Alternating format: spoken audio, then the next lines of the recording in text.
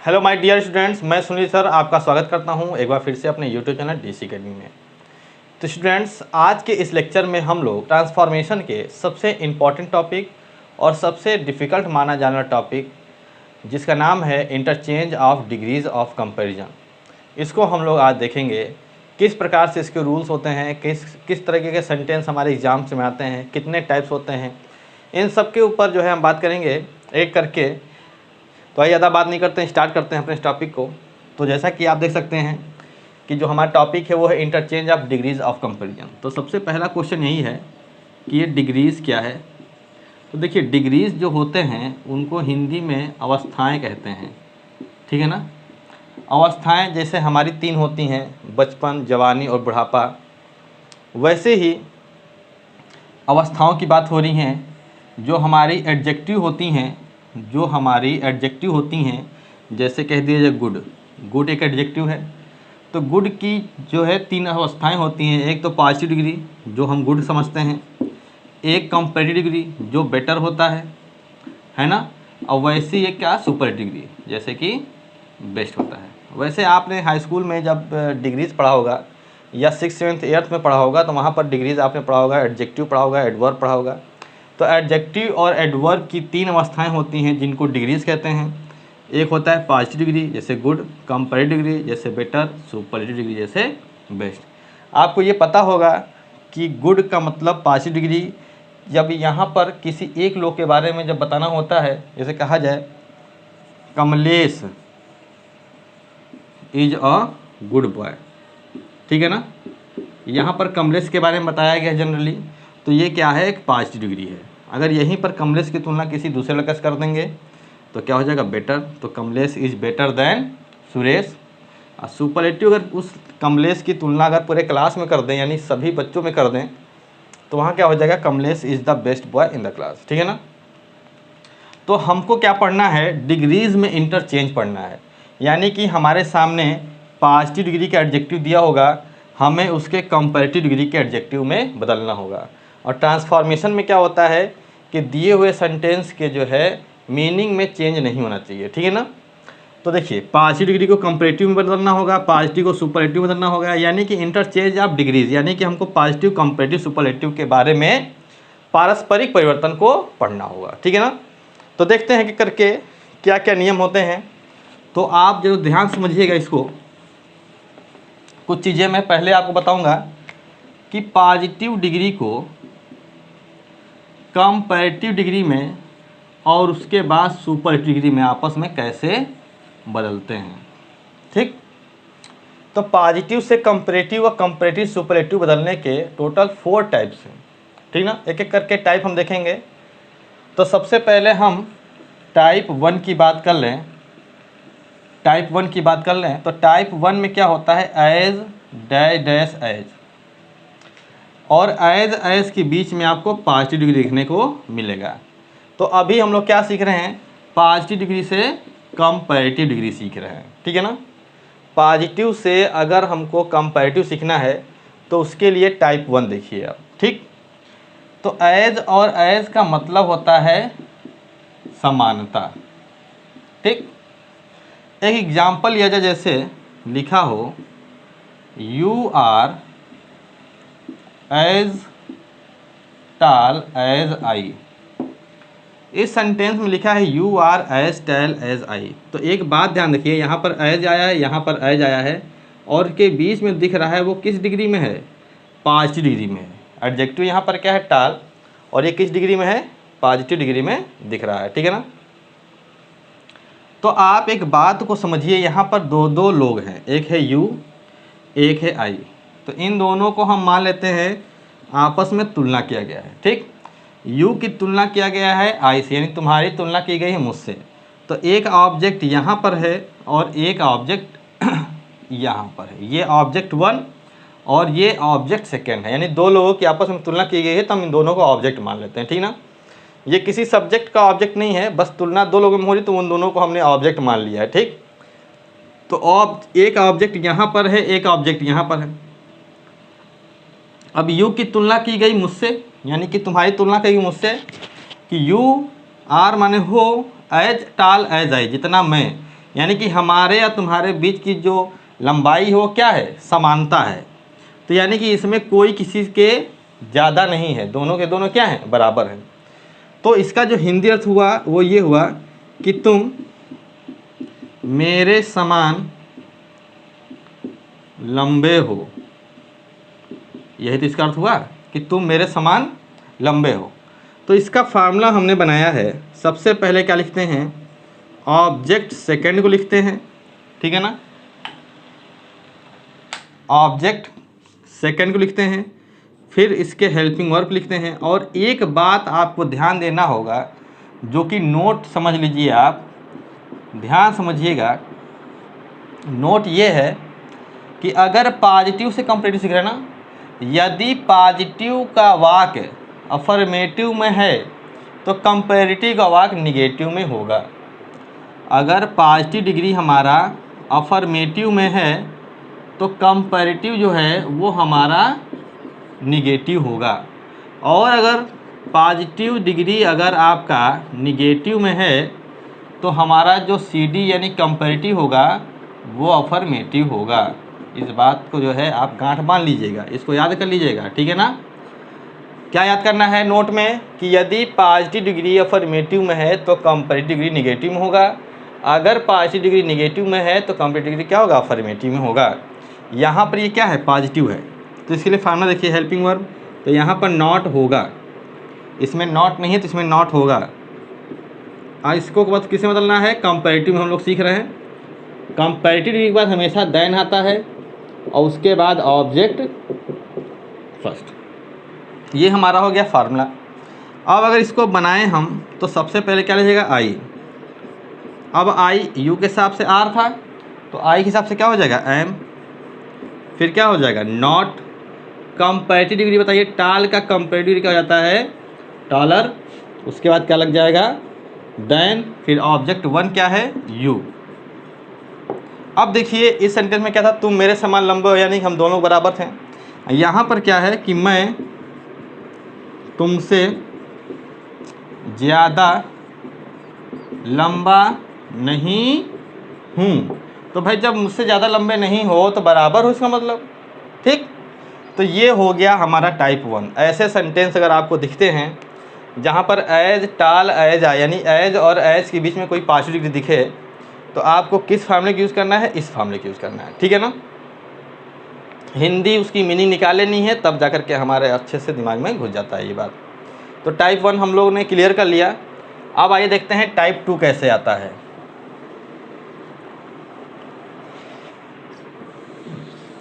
चलिए अब देखते हैं हम अपना टाइप 2। टाइप 2 में क्या होता है, नॉट आता है, सो आता है और बीच में कोई पॉजिटिव डिग्री और उसके बाद आ जाएगा। और एक बात बता दूं, जब पॉजिटिव डिग्री का सेंटेंस में निगेटिव आ जाएगा तो यहाँ पर ज़्यादातर आपको सो देखने को मिलेगा। इसका मतलब होता है उतना नहीं, उतना नहीं, ठीक है ना। कैसे सेंटेंस होगा, जब देखिए लिखा होगा Varanasi is not so beautiful as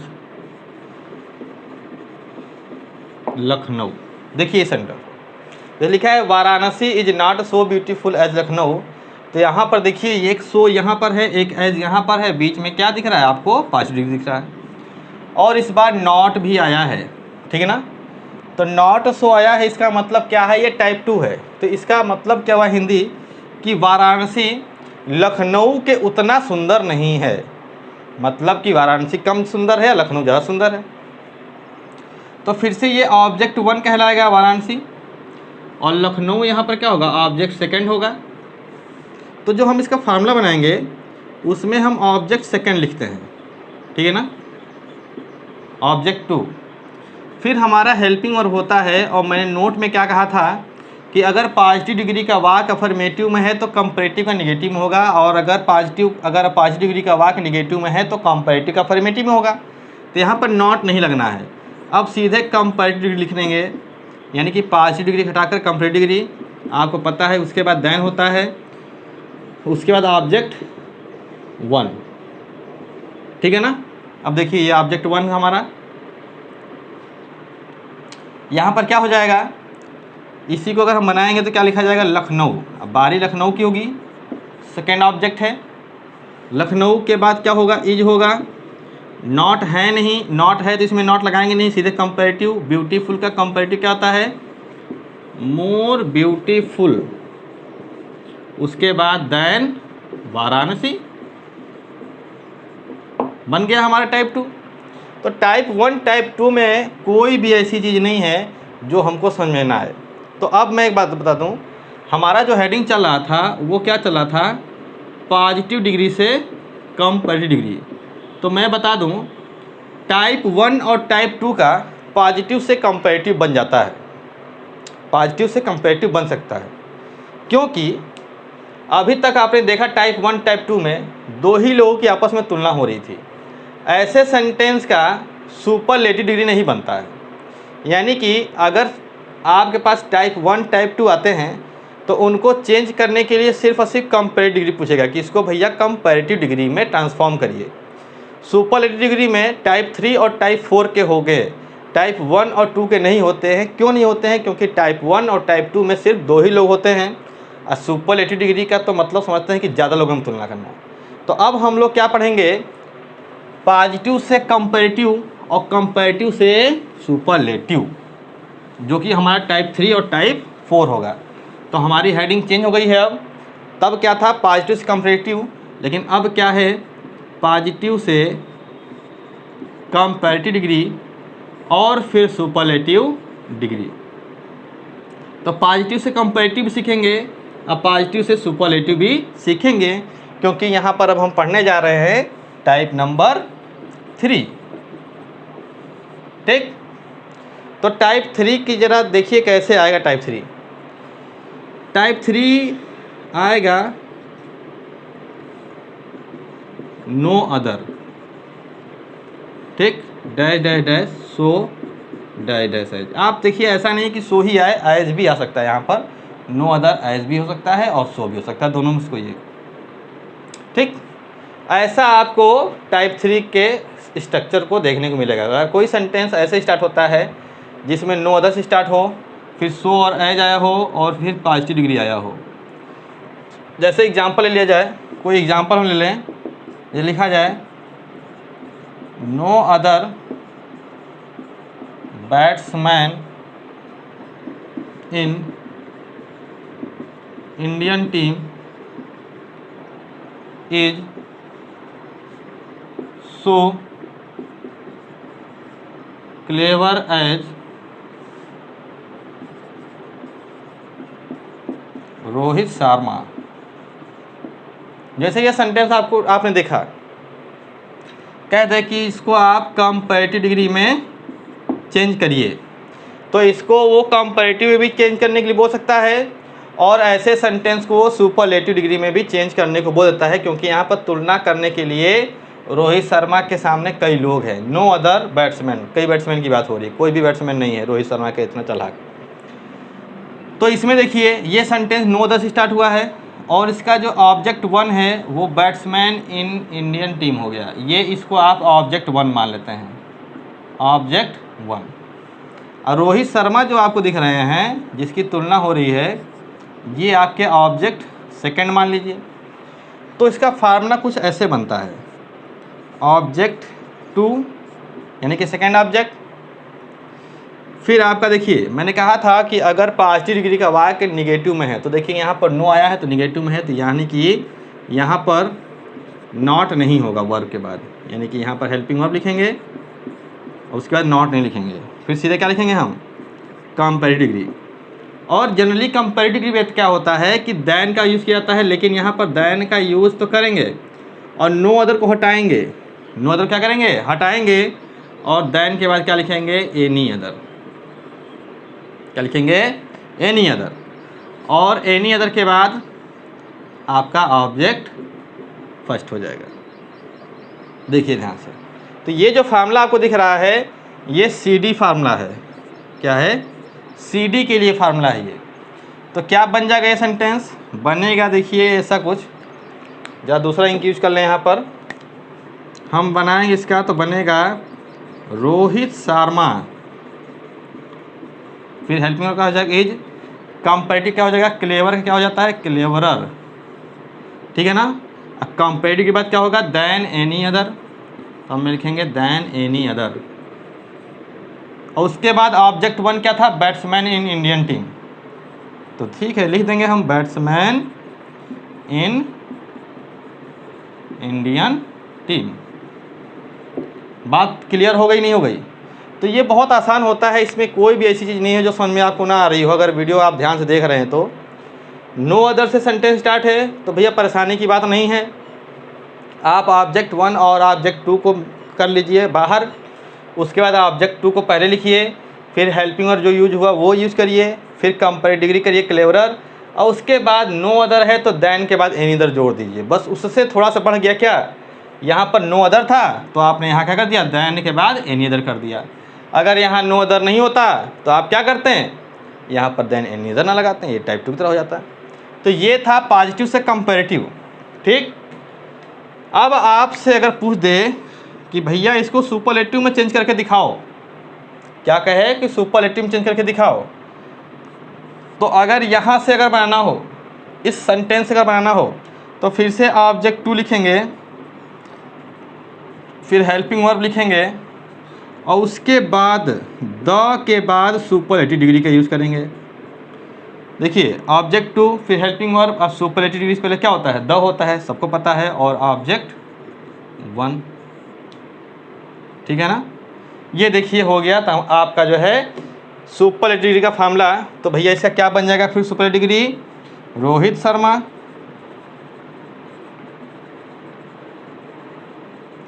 फिर एज, फिर क्या हो जाएगा द, क्या है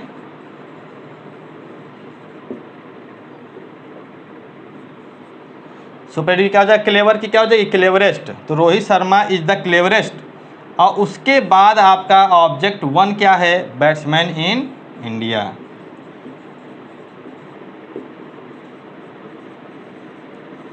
देखिए बन गया ना, तो बन गया आपका Rohit Sharma is the cleverest batsman in India. Indian team है, सॉरी ये तो इंडियन टीम लिख दें यहाँ पर, सेंटेंस हमारा बन गया। तो क्या अलग रहा इसमें, हमने क्या यूज़ किया द और सुपरलेटिव डिग्री, तो इस नो अदर को हमने यहाँ से भी हटा दिया। तो आपको ध्यान रखना है कि टाइप 3 के जो सेंटेंस होंगे उनका कंपैरेटिव पूछ सकता है, उसका सुपरलेटिव भी पूछ सकता है। तो कंपैरेटिव पूछेगा तो हमको इस फार्मूले का यूज़ करना है, और सुपरलेटिव पूछेगा तो हमको इस फार्मूले का यूज़ करना है यहाँ से, ठीक। समझ में आ गई बात? चलिए समझ में आ गई है तो अच्छी बात है। अब हम बात करेंगे टाइप 4 जो कि हमारा लास्ट सेंटेंस होगा, लास्ट टॉपिक होगा, ठीक है ना। तो ये देखते हैं टाइप 4 को।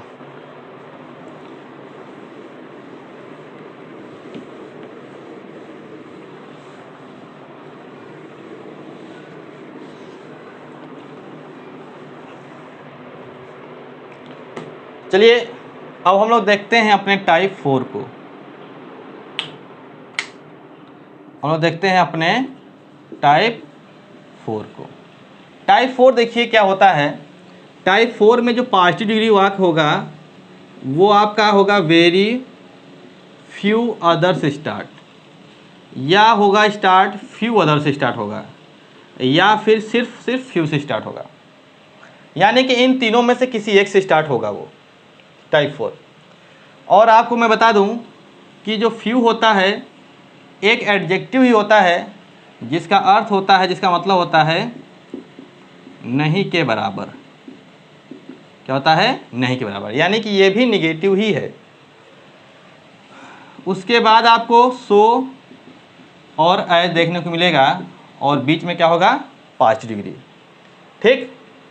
तो ऐसे सेंटेंस को अगर बनाना हो कंपैरेटिव और सुपरलेटिव दोनों, तो हम क्या करते हैं, ठीक है ना, उसको आप देख लीजिएगा।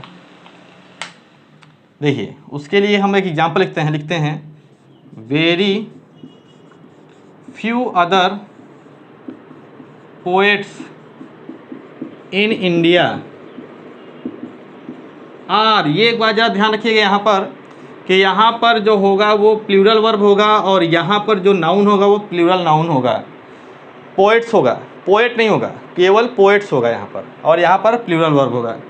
Are so wise as Kalidas, वहाँ पर आपको दिख रहा है। चलिए अच्छी बात है। अब जरा ध्यान समझिएगा, जो लिखा है very few other poets in India are so wise as Kalidas. अगर ऐसा सेंटेंस हमको मिलता है, देखिए यहाँ पर क्या स्टार्ट हुआ है, इसमें खास बात क्या है, देखिए वेरी फ्यू अदर आया है, ठीक, यानी कि इंडिया में नहीं के बराबर पोएट्स हैं, यानी एक को है ही नहीं है, ठीक है, यानी बहुत लोगों से तुलना हो गई, कोई भी नहीं है। और जो वहाँ था नो अदर में, वहाँ पर एक संभावना थी कि कुछ हो सकते हैं, लेकिन यहाँ पर तो बिल्कुल नहीं है, ठीक है ना। तो अब इसको अगर हमें बनाना है तो इसके लिए जो हम फार्मूला यूज़ करेंगे वो हमारा CD फार्मूला देखिए होगा। CD के लिए मैं बताने जा रहा हूँ फार्मूला होगा कि आपका ऑब्जेक्ट सेकंड, यहाँ लिखिए ऑब्जेक्ट सेकंड क्या है, कालिदास। ये क्या है, ऑब्जेक्ट सेकंड है। और जो पोएट्स इन इंडिया दिख रहा है आपको, ये आपका ऑब्जेक्ट फर्स्ट है। क्या है, ऑब्जेक्ट फर्स्ट। तो यहाँ पर ऑब्जेक्ट सेकंड लिखें, ठीक है ना। उसके बाद हम हेल्पिंग वर्ब यूज़ करेंगे।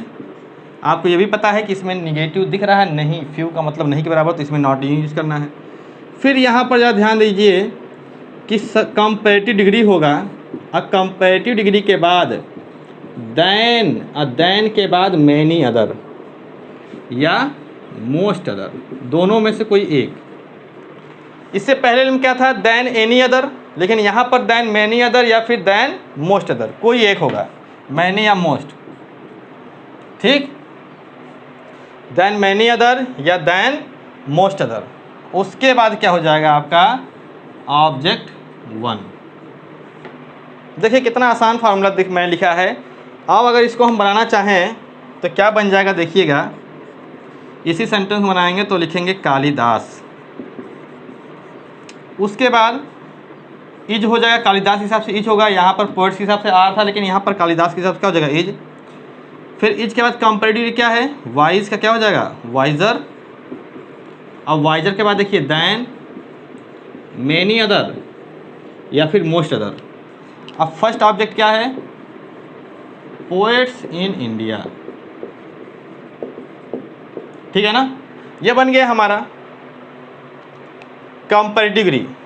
अब इसी को अगर पूछ दे स्टूडेंट्स सुपरलेटिव डिग्री, तो हम क्या करेंगे, फिर से वही काम, ऑब्जेक्ट सेकंड, फिर हेल्पिंग वर्ब, फिर यहाँ पर होगा वन ऑफ द, फिर सुपरलेटिव डिग्री। यानी कि इससे पहले वाले में जो टाइप 3 था वहाँ सिर्फ द था, लेकिन यहाँ क्या हो जाएगा, वन ऑफ द हो जाएगा, सुपरलेटिव डिग्री, और फिर आपका ऑब्जेक्ट वन। समझ में आई बात। ये अगर समझ में आ गई है तो ज़रा बताइएगा इसे क्या हो जाएगा। तो आसान है, यहाँ हम लोग लिखेंगे कालिदास, फिर यहाँ क्या होगा, इज, कालिदास के बाद इज, और यहाँ पर क्या हो जाएगा, वन ऑफ द।